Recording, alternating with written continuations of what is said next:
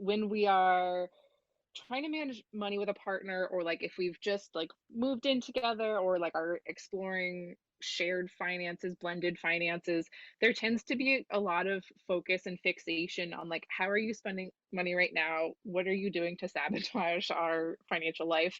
And that makes sense. But I think if you focused first on like more big picture, long-term planning, that tends to be a good way to have a more positive conversation. And then you can kind of work backwards to trickle down to like, and what can we do now to make sure we get to that point?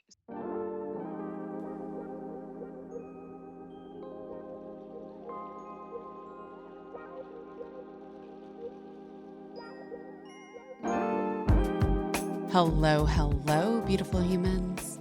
Welcome to Shit You Don't Want to Talk About. I'm here to get the conversation started. You're here to get uncomfortable. It's your choice to be a part of the change, changing shit you don't want to talk about into shit to talk about. Hello, hello, beautiful humans. Welcome to Shit You Don't Want to Talk About. Today we are joined by Sarah Roller. Sarah, please introduce yourself and the shit you want to talk about.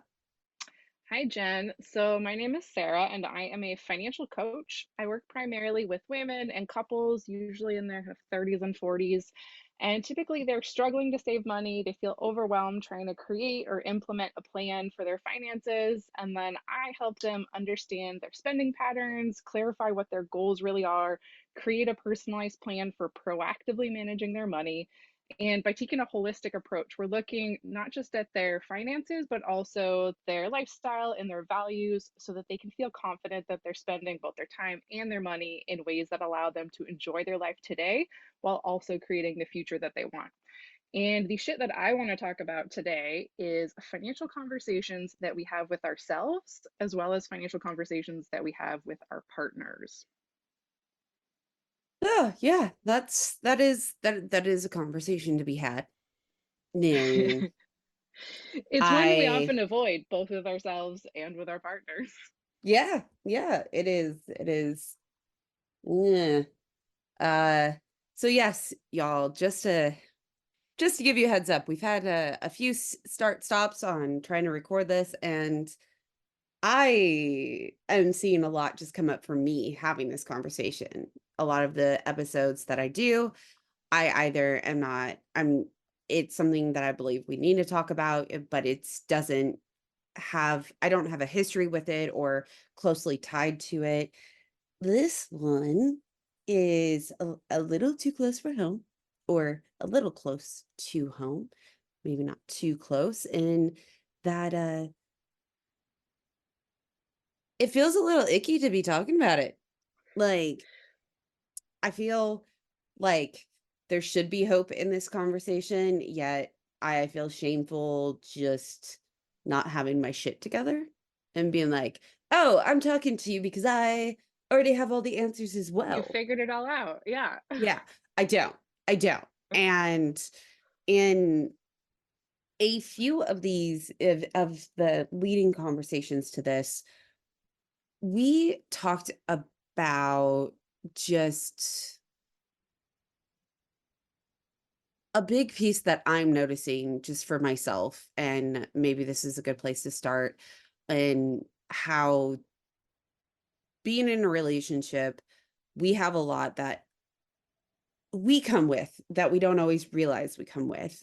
And one of those habits or behaviors that I see myself and I didn't realize is I came from not always having a lot of money. My parents didn't have a lot of money. I did spend some time living out of a car.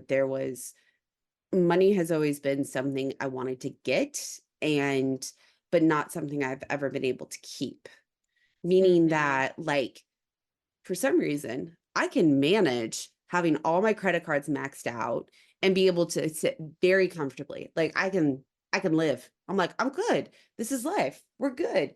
And even if I start to pay off my credit cards, I'm like, "Oh my God, I don't have enough money. How do I not have enough money? There's not enough money." And I like spend it. And I'm like, that's count that's counterintuitive.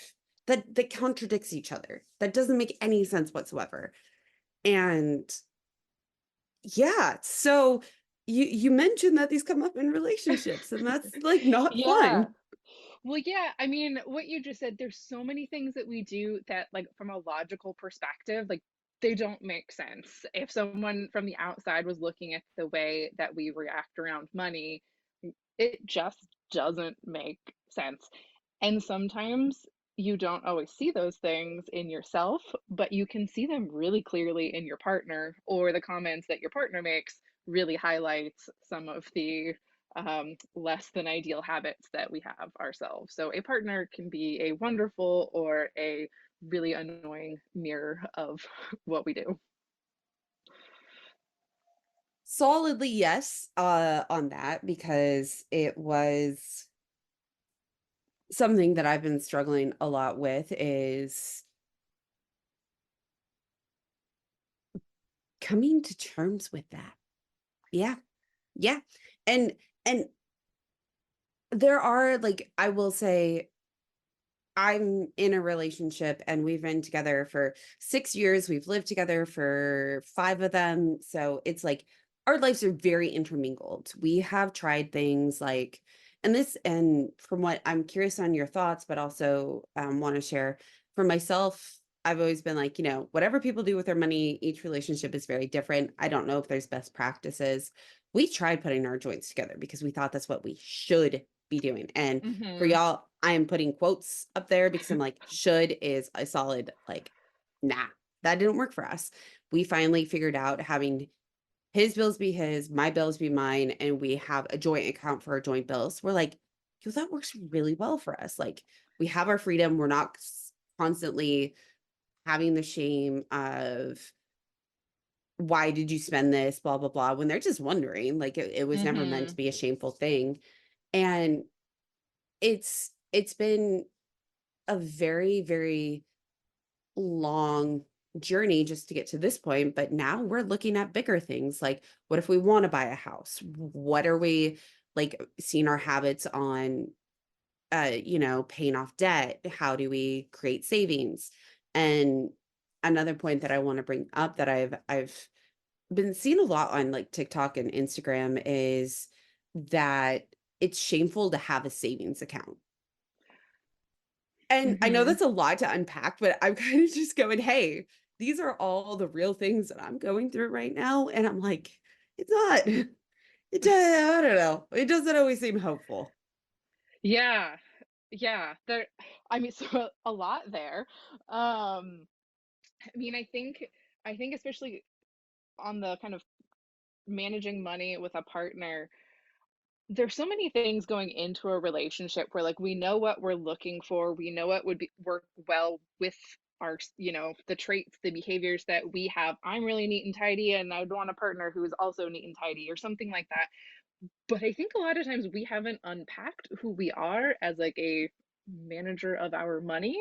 And so without that information, like, what are you even looking for in a partner? What are you bringing? Like, we just don't have that because we don't talk about money. We don't have that insight as to, like, how we are compared to others. We have these external metrics of success, of like income level and material things that you've been able to acquire, and for most people, those are the benchmarks of, like, how well or poorly you're managing money. But that is, like, such a surface piece of how you interact with money.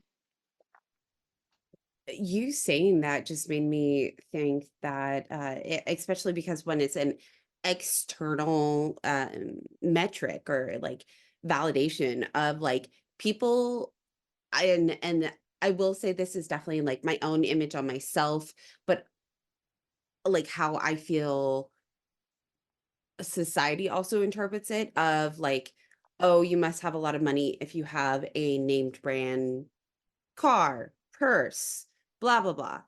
But you also must spend a lot of money to do it. And something that I myself have realized is I may not spend 2 grand on a purse, but I go thrifting enough, like, I like to flip furniture and do that kind of stuff. I'm like, I don't always make a profit on that kind of stuff. And it may not be a one-time drop of something, but I can still like make decisions that are doing the same type of could be seen like same type of decision as a one-time purchase that is much more Yeah. visible. Yeah. Yeah, I see a really common thing that I hear my clients saying is, "I can't afford to go on vacation." And that's just a blanket thing that's a fact that they're telling me. And then as we're going through how they're spending their money, they'll often say like, "Oh, we like to eat out a lot. You know, especially since we don't get to travel, we like to eat out." And that sounds great. You know, it's a small consolation for not doing a bigger expense. But if you're spending $500 a month on eating out, if you cut that back to either nothing, 100, 200, even 300 a month, you could go on a trip. So I think a lot of times these bigger kind of like milestone purchases or more visible purchases, there is something that feels self-indulgent about them, or we have this like script in our head of like, I'm not the type of person who can afford X. But then these other little small things that really do add up, we feel safer spending our money on those. And that's not a judgment on like you should do one versus the other. If thrifting a ton brings you a lot more joy than one larger purchase of a purse, great, do that. But I think sometimes, yeah, there is some kind of weird value structure that we impose that, again, doesn't always make a lot of logical sense. Yeah, and something that we talked about previously, and I'm hearing it now too, is the previous generation saying, "Well, you can do X if you stop buying a cup of coffee every day." And Hmm. something that you mentioned about habits is like it's whatever small habits that come up. So, and I'm curious if you can go into more about prioritizing things because I know for myself, I would have been like, okay, I'm just going to cook at home. I'm going to do it. It's going to be great. Y'all, I'm a horrible cook.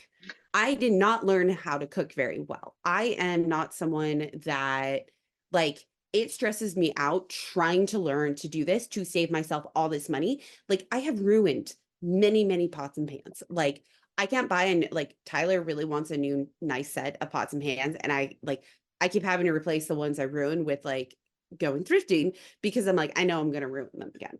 And yes, this is like something I really want to be able to cook someday, but it's not a priority to me. So trying to make it a priority and do what I should, again, that wonderful, stupid word. Um, and tell it saying that I shouldn't be eating out all the time and that's going to save me so much money. I had to learn like what is actually realistic and a priority for myself, meaning that okay, we don't cook at home very often, but if I have a lot of snacks that are healthier around the house or like having a meal plan or a meal delivery, if that's something that it like learning different hacks that actually work well for me instead of trying to do what the Joneses do. Yeah, I think really leaning into like what's adding value to your life as an individual. I think there's so many kind of blanket statements or rules of thumb when it comes to managing money that are like there's a nugget of goodness in there, but it cannot be applied universally to everyone. I had one client I was working with who was working from home. She started working from home before the pandemic and was just feeling super isolated and like, missed being out in the world. And we were looking at her spending. She's like, I know I spend so much money on coffee. It's ridiculous.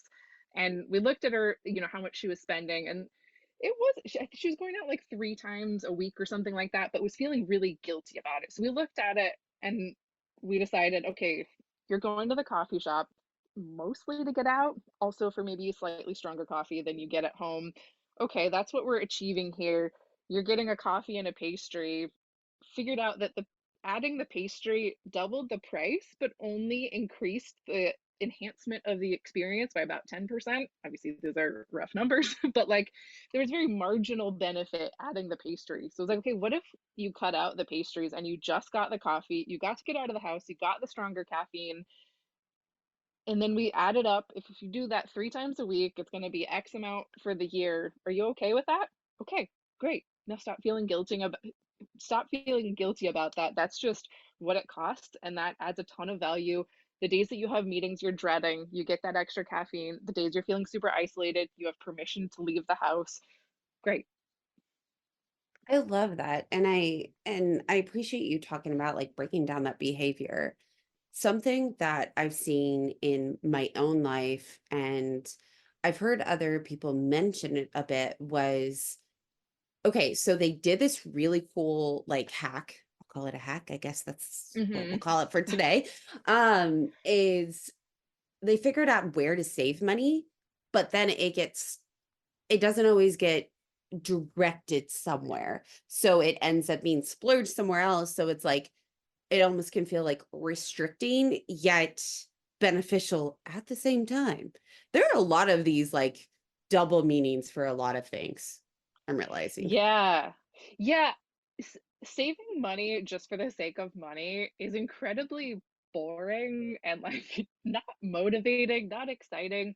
Um, and an interesting thing that it, like, perhaps I shouldn't be this is not a great marketing pitch for my business, but I would say that a lot of my clients probably, if they were envisioning, like, should I work with Sarah? How much do I think I might save from working with her? Whatever that dollar amount is, it's probably less than the actual progress they make.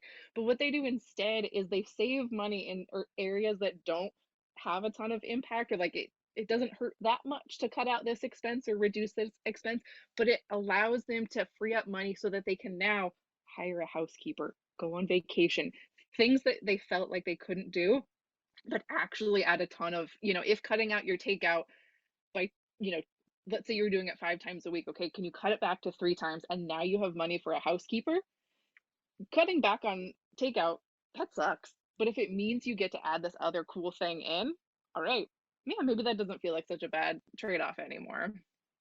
So if I'm hearing it, it sounds like they may not be saving money, but they're adding a lot of value Yeah. to their life. Yeah, and typically my clients do save money, pay off debt, build their savings as well, but a lot of it is finding that permission to spend on themselves, to spend on the things that genuinely add to their quality of life, which I think is a huge piece of it. And I think when we are talking about money, like budgets, it sounds so kind of like scary and restrictive. And the way some people approach it, it absolutely is. But I think really leaning into like, why are you doing this? Why do you want to get better with money? Why do you want to make progress? What is the life you're trying to build? When you look at it from that perspective, it becomes a lot easier to get a little bit more critical with some of the purchases or expenses that don't add a ton of value. Thank you for that. I don't think there's a good segue into this, but something I really want to bring up is you mentioned in a previous conversation about when we're looking at behaviors, there are a lot of said and unsaid behaviors that we get growing up.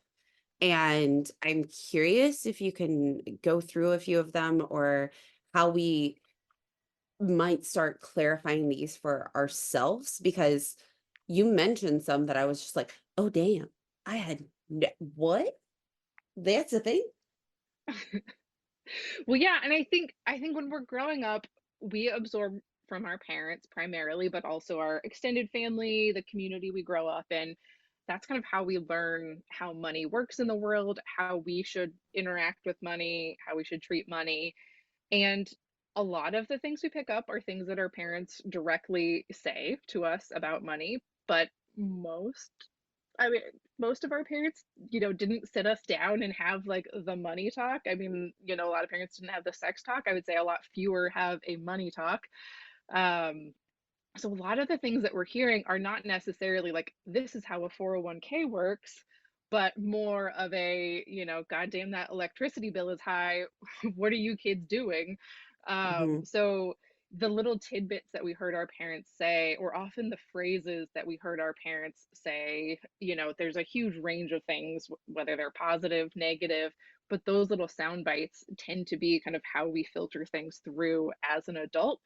Um, Going back to the, managing money with a partner, a lot of times it's not until you're with someone else and you start realizing that you are replicating what was modeled for you.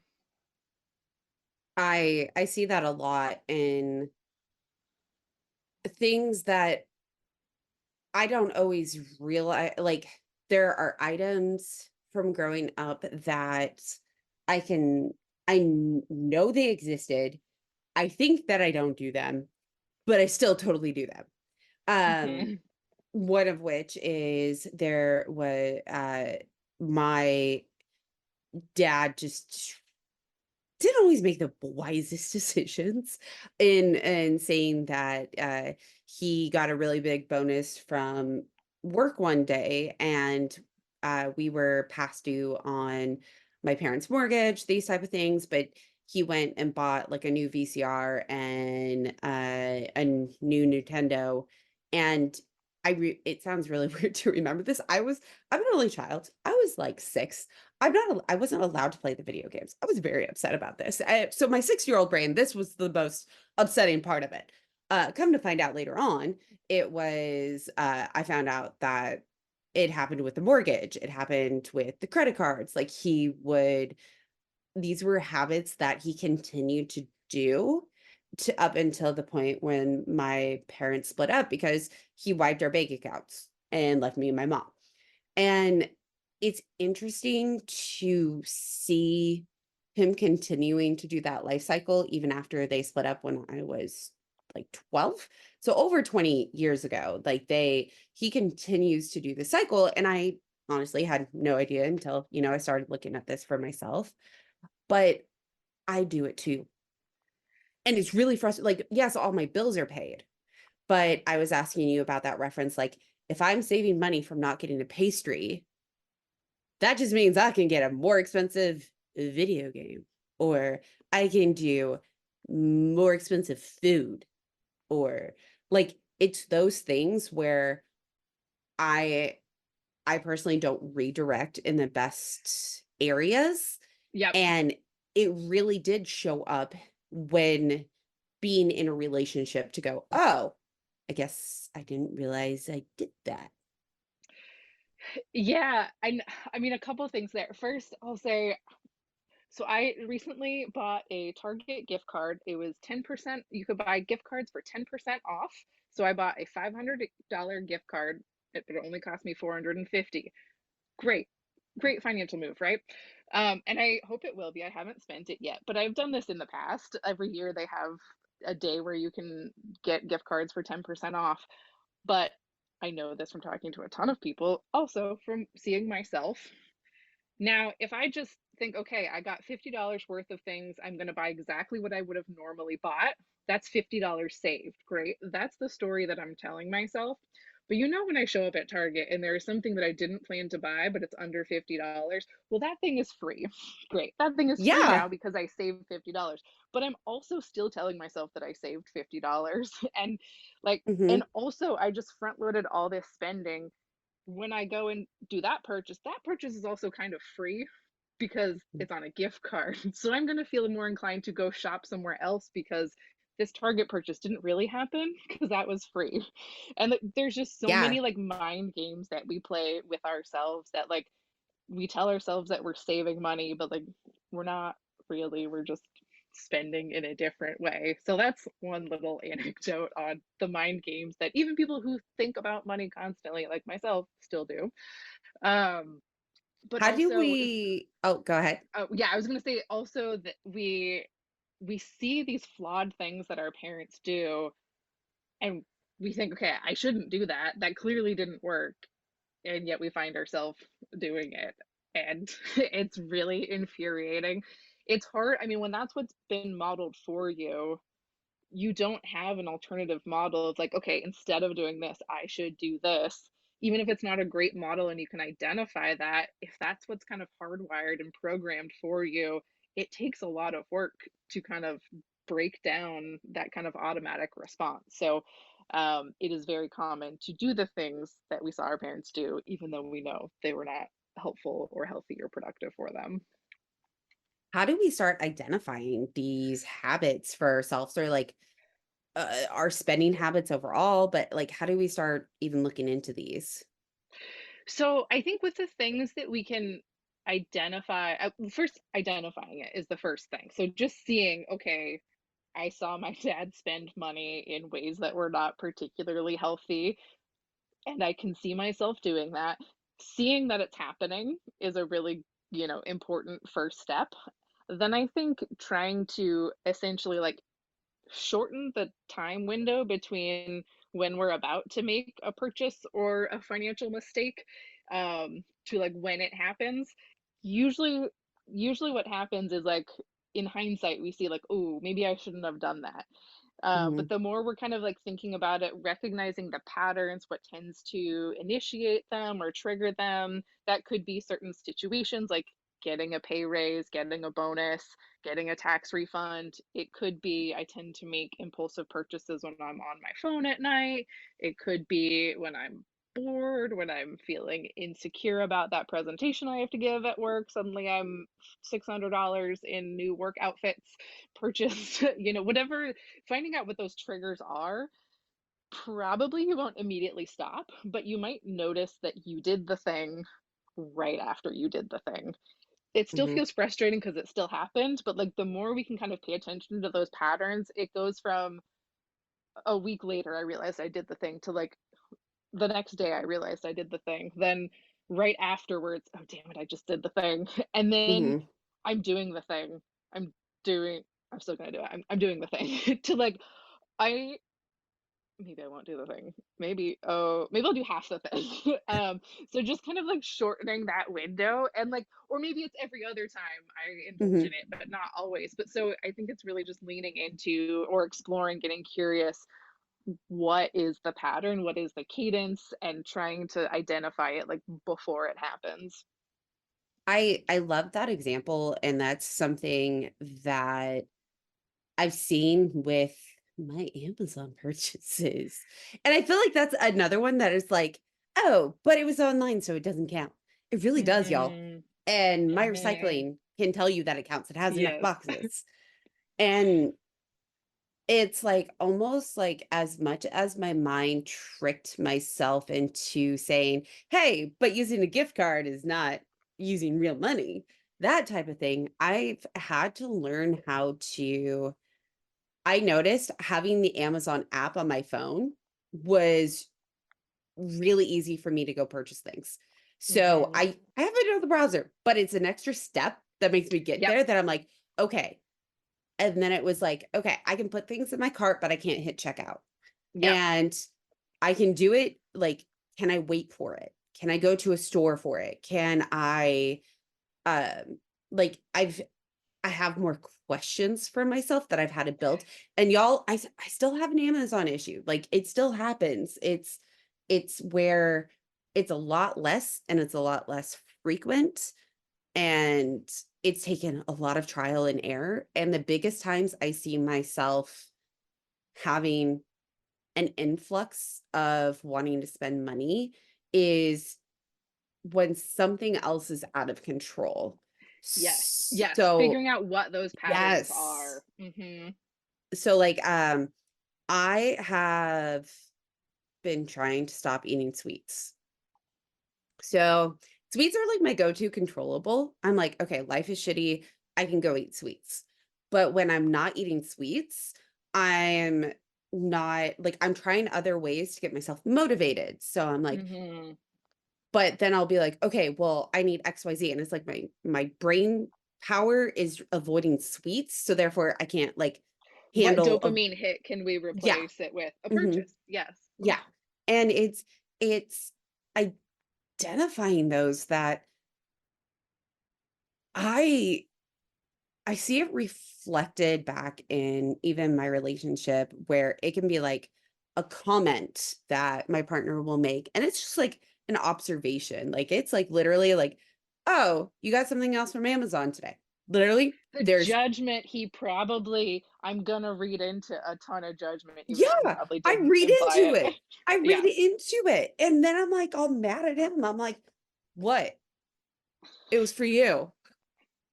And, like and it's like, yes, I end up having that shame and thinking that he has that judgment and, projecting that judgment on Yeah. him.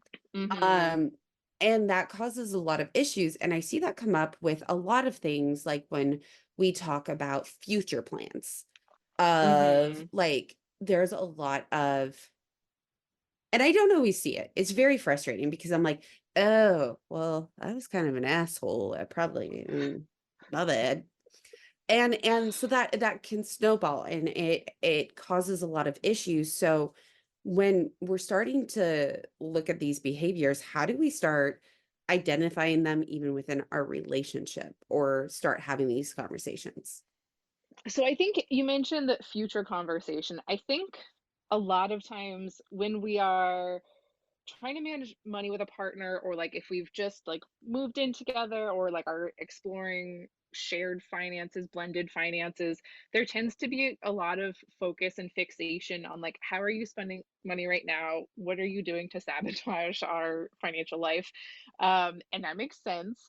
But I think if you focused first on like more big picture, long-term planning, that tends to be a good way to have a more positive conversation. And then you can kind of work backwards to trickle down to like, and what can we do now to make sure we get to that point? So that could be as long term as like, what's your retirement vision? Which is not a conversation many couples have. We both assume we're going to retire at some point, but we both have very different visions of what that means. Does that mean, tinkering in the garden all day, or does that mean going on cruises around the world? Like, you might need different income levels for that, or you might just have just different visions. Are we moving to a warmer climate? Whatever it might be, just having those conversations so that you have a future thing that you're working towards. Now, retirement is a long way away for a lot of people. That can be a really big step. Um, so if that feels a little too far, too removed, I can't even identify with that future person.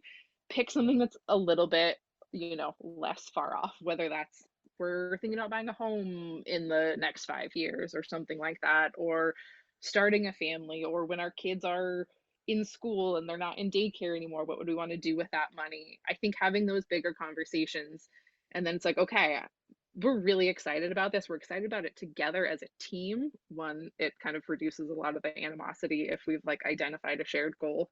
But then instead of me having to say, and why do you should bring a lunch to work because when you eat out for lunch every day, it's really like sabotaging our goals. And when I look at your spending, that's the thing that I would nitpick.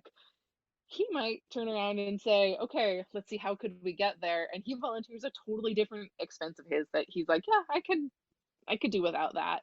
And so I think giving people kind of the control to decide for themselves where they'd want to, if cutting is the goal, where they would want to do that or adjustments they would want to make. But again, with like a future goal in mind.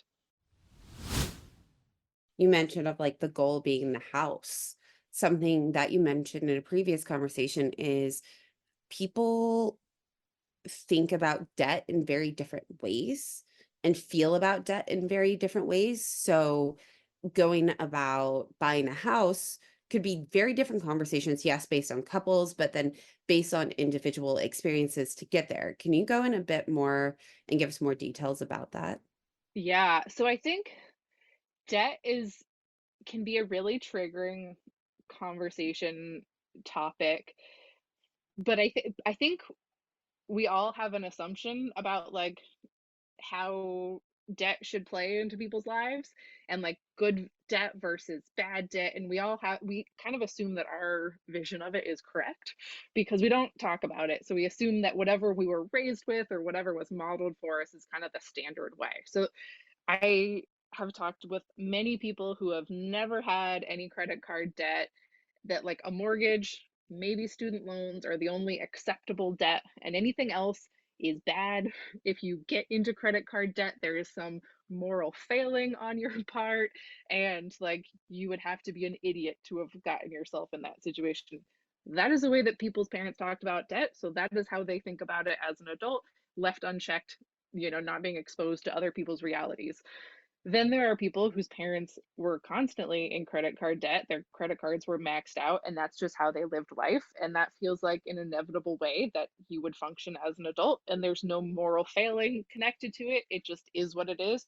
Sure, would I rather not be in credit card debt? Yes, but like I can't even fathom what that, like how would one do that? That seems like, do people really do that? That's another way that people are raised and seems totally normal to that person, unless you have a conversation with your partner about what their feelings on debt were, how their parents talked about debt, you wouldn't probably know kind of what their take on that is, because people, don't always disclose their debt status when they're dating. Um, so having those conversations so that you understand that, like, oh, the idea of getting a mortgage for me is like no big deal. That's how one buys a house.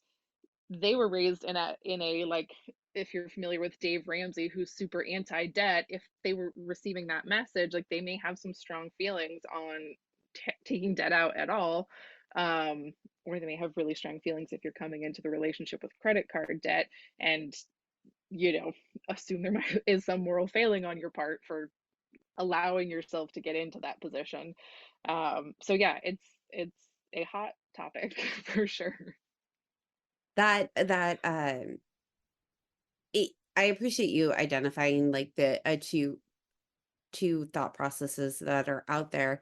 And how do people start the conversation of uh, can like collaborating on it? Because that's something that even to another question that I had on if people are, for example, like if they want to go get married and one partner has a lot of credit card debt because that's just the way they function, and one is like debt is the end of the world.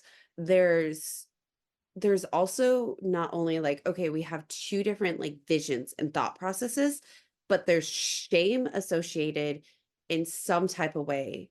Hmm. Either like one partner could be like, you having credit card debt is the worst shameful thing in the world. And then, or the other partner could be like, yo, I'm ashamed because I feel ashamed because of them, or Yeah. vice versa. Like, how do people uh, come back from that or work through that? Because there's a lot of goals that are out there, but I think for so many of us, we're just like, nah, brah, I'm just going to be stuck like this for forever. It's never going to get better. Yeah, so that's it's a dynamic that I've seen a lot where one partner has a lot of debt. Either that's what was modeled for them, they hit a rough patch in their early 20s and like debt accumulated. And then once you've accumulated it, it's really hard to get rid of it, especially if you're living in a high cost of living area, if you're early in your career and just trying to like function as a professional looking human to like afford professional clothes and show up and like you know, go out with friends. Like it's not uncommon to accumulate some debt then. And then when you have a debt payment in your budget, or even if you don't have an actual budget, but if it's something that you owe, it's you're just kind of always behind when you have that debt payment as something that you carry with you. And I think for a lot of people who grew up in a house where like debt, consumer debt, so not talking about student loans, car loans, mortgage, but like primarily credit card debt. If you didn't grow up in a family that had credit card debt, if they talked about it in a way that like it should be avoided at all cost, and you had the familial support that that was just never something that was like really a huge risk for you, it wasn't like that hard to avoid it based on the income you made, the family support you had, the financial education you had around like how to avoid it. It it's sometimes I think it's hard for people to understand what it really is like with credit card debt and also how easy it is to fall into that. I think for growing up in a house where there was some level of financial education, you assume everyone else has that same information, but for so many people that just wasn't a conversation that was had. So it is not that crazy to think that it 18, 21, you open a credit card, don't fully understand how it works. And like, yes, you have to pay the money back, but like, we're idiots when we're 18. Like, we don't really pay attention to the details. And then you accumulate some credit card debt. And then, like I said, you're just kind of like always behind. And that just kind of trails with you.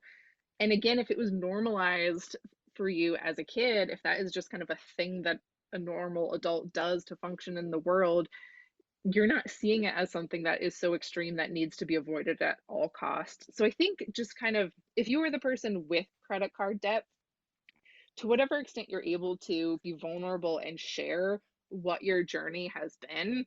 When did you open your first credit card? Why did you open it? What did you understand or not understand about it? What kind of expenses ended up on there? Was it when you were in between jobs in your early 20s and trying to like fake it till you make it as a young single in the city? Was it, just understanding what that journey was and just kind of humanizing that story, I think can be really enlightening for the partner who may think that debt is something that you should be ashamed of. Thank you for that. And something that came to mind as well was eh, credit card debt can be to echo what you said of like a snowball effect. Like it could be something very innocent, like you got your first one and then it just snowballs. There's there in other situations that in different economic situations cause different things. Like there are individuals that have can fall back on their family, and that's a privilege that they have, being able to have backup, where Mhm. other individuals don't have that and they might have credit cards or they might Mhm. overwork a ton. Like it's so varying to be able to even imagine and put ourselves in other people's shoes. I will say, even going through this episode, it's like, "Yeah, I don't want to talk about this stuff.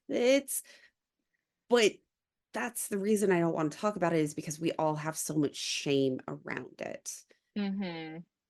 I'm curious if somebody wants to talk about this with their partner, like you are a financial coach, which yay.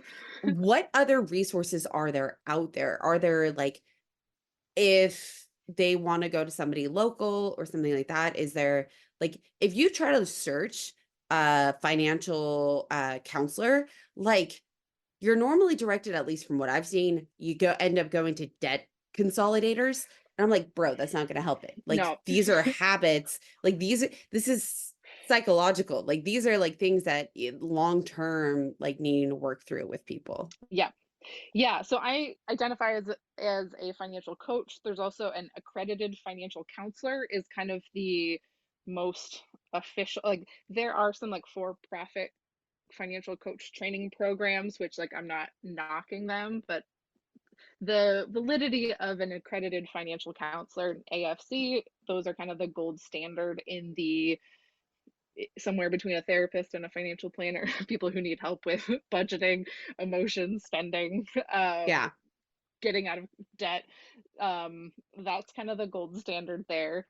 There's also financial therapists. It's a designation of a therapist who is specifically well versed in talking about money. Um, Obviously, you can always talk about money with your therapist.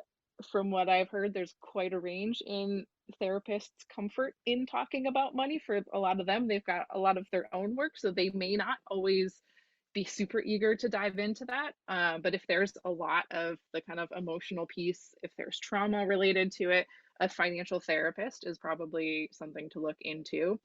Um, and then I think just finding people you can have conversations with and trying to open the door to friends, partners, loved ones that you feel like might be a safe space.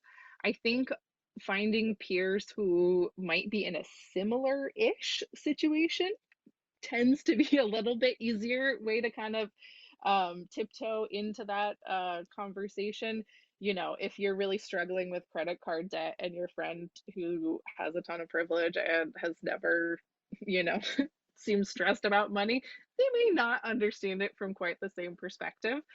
So finding someone who you suspect may have some similar struggles, pain points, um, may be helpful.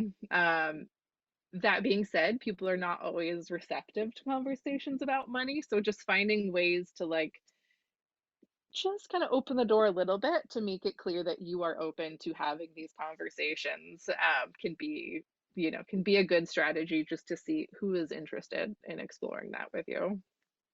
Thank you. And do you have any recommendations on books or anything like or other podcast shows that you recommend that people can like learn about? I like to call them as like you can touch the conversation without having to like dive in. Yep. So a couple. Um, Now I am blanking on it.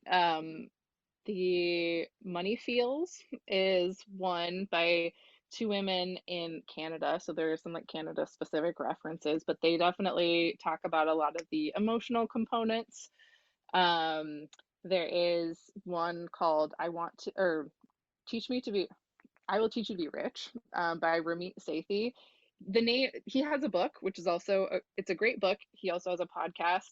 There are some bits that are a little like, sometimes I roll my eyes, but like 90% of what he says, I'm totally there. So, little caveat there.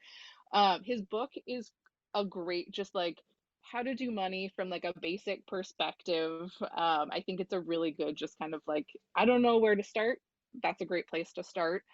Um, and in his podcast, he interviews couples and basically just has essentially like a coaching session with them talking about, kind of what their financial struggles are. And his point is like, you don't get access to people's like intimate conversations about money. So it's a great kind of dive into the conversations that they're having.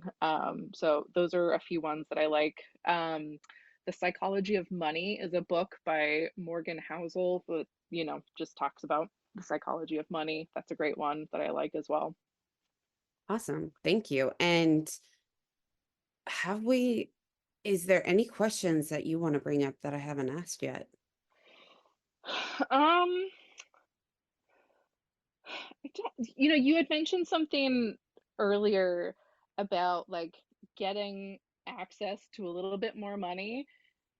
And then instead of doing all the things, the paying down the debt, the building a savings, it just goes out the window. And like, unfortunately, that like kind of like self-sabotage is so common. And yeah, so I just wanted to acknowledge that that is like unfortunately very common. And I think especially if we grow up in an environment where money was scarce, there are kind of two different ways that people tend to react to that. One, either they become incredibly diligent with saving and they're like hoarding all of the money, you know, they won't spend any of it because they want to make sure that there's always money, or they spend it all.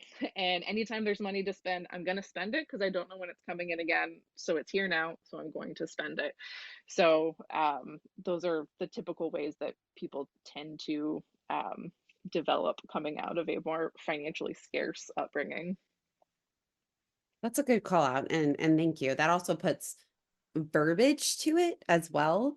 And I appreciate that because then it's something that I know for myself. I can go research later on. And that's one of the things I do love about this show is I'm like, it's there just to also like get the conversation started, but also give people resources to like go take the next step Yeah. of like, Yep. oh, I do Test want a to find term. out more. Yeah. Yeah. um, and if you were to give yourself or others out there any words of wisdom, what would it be? I think leaning into curiosity is so important, both with ourselves and with money, or and with a partner. I think, it is a taboo topic. We've kind of developed these habits, coping mechanisms, whatever it is, for a lifetime. And just understanding, like, or questioning, I wonder why I do that. I wonder why my partner does that, rather than trying to judge what you or your partner does, but coming at it from curiosity, I think makes it a lot easier to do something productive or helpful from it. Yay. And how did people reach out to you? So my website is sarahroller.com. That's Sarah with an H.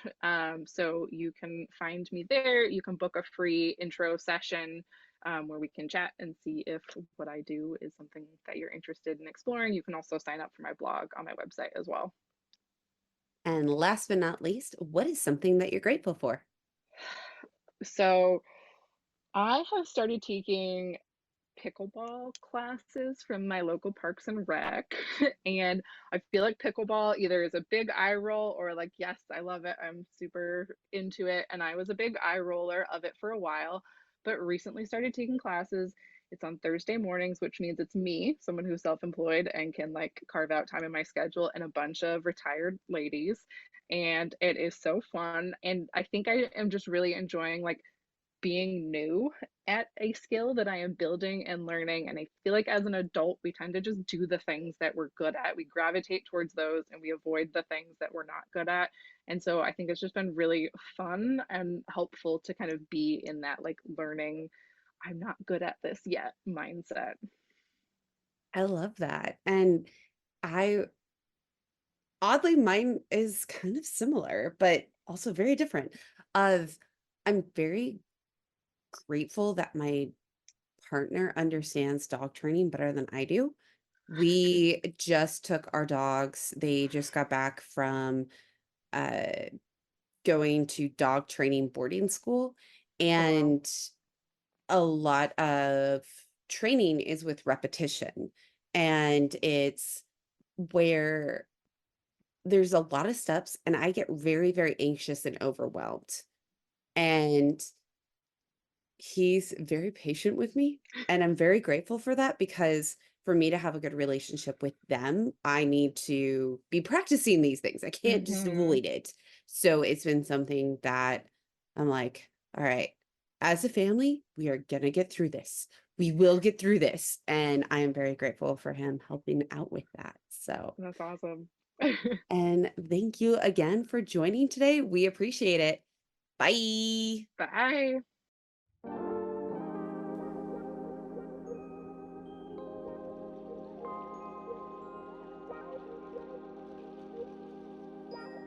Thank you for joining Shit You Don't Want to Talk About. I'm here to get the conversation started.